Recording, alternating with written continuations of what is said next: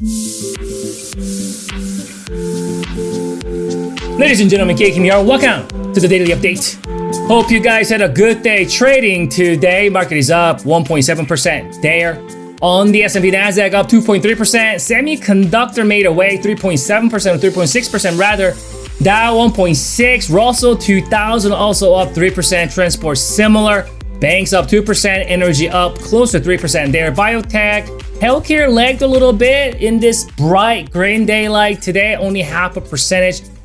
Percentages on both home builders, however, made a move 2.6%. And utilities is the only sector with red print there. Retail up 3%. Emerging market up 1.7%. Bitcoin up 6%. Gold is flat. However, silver's up 1% along with the GDX. The miners there. Dollar flat. Oil up. Treasury bond flat. VIX is down about 8%. Let's look at the S&P 500 ETF. Spider. 65-minute chart here. So this is where we closed yesterday.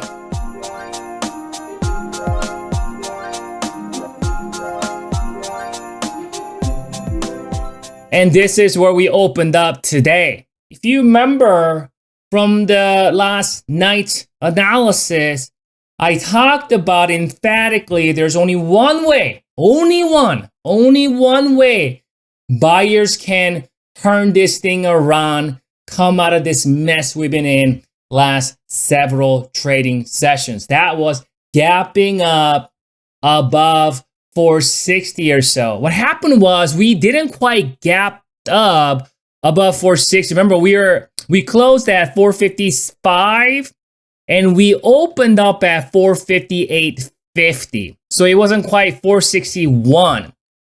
And because of that, you can see how quickly bears rushed in, right? Brought this down, and we see that fade.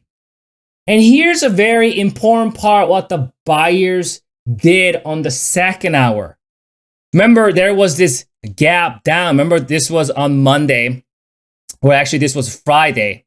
This was a Monday open. So this thing gapped down. We got back up on Monday at close near to the open area. And then we gapped above this level right here. So now you can see that this gap down is open and this gap up is open and protected.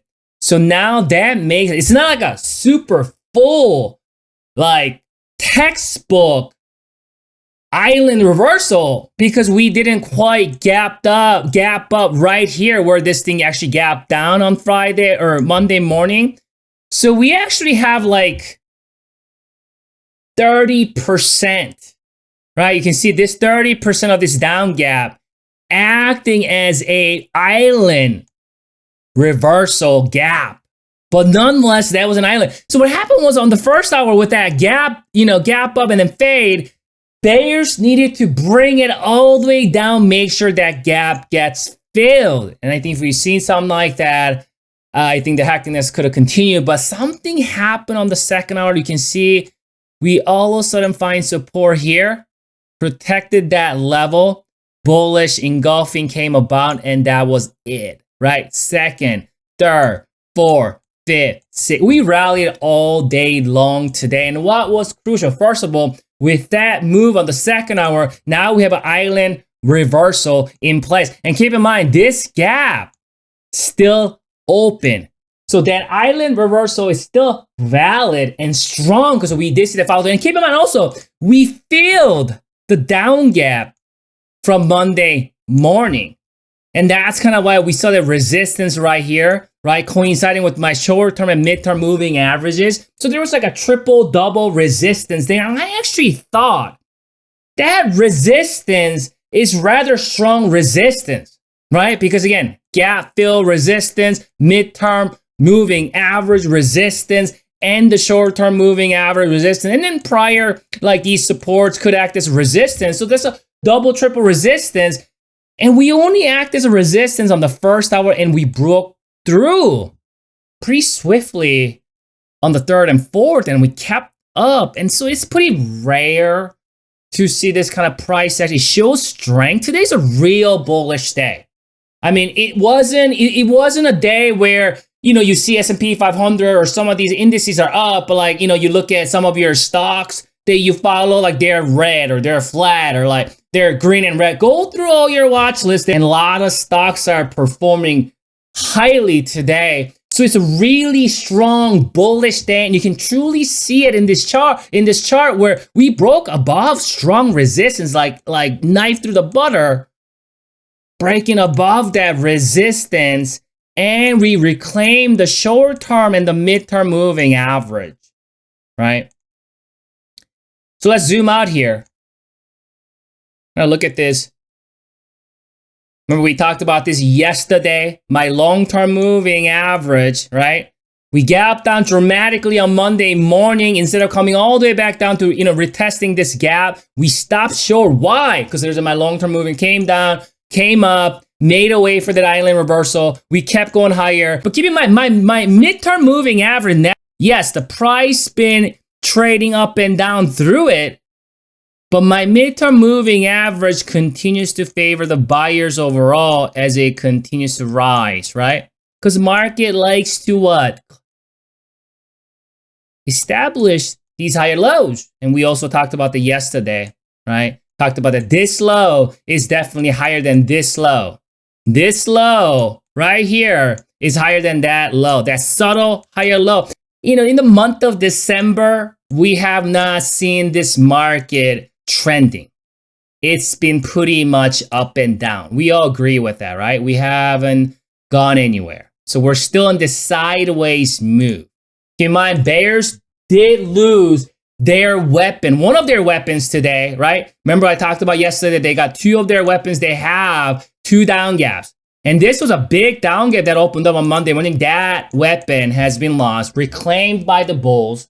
And we got this, the first gap that was opened up like a week ago, this gap still open. So that's the only weapon that bears have to deal with. So right now, what bulls need to do is bulls need to get up here, fill this gap, kill that momentum, and then maybe act as resistance.